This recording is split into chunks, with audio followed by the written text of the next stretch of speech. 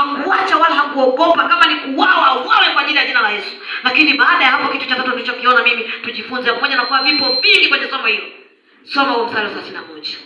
Neno la Mungu linasema, basi kanisa likapata raha katika Uyahudi wote na Galilaya na Samaria, likajengwa likiendelea na kuongezeka katika kicho cha Bwana na faraja ya Roho Mtakatifu.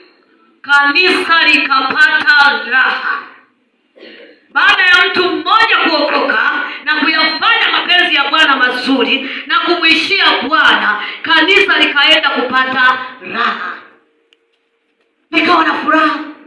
Unapookolewa wewe, ukija hapa, watu wafurahie wokovu wako, wafurahie kila ambacho umekifanya, utofauti wa kule ulikokuwa duniani na hapa kwa Yesu. Kuna watu wakiokolewa, wakija hapa unakuwa mwiba. Unasema huyu afadhali angeondoka, afadhali angekufa, afadhali angehama. Lakini alipookoka Sauli, sema kanisa likapata raha. Bwana Yesu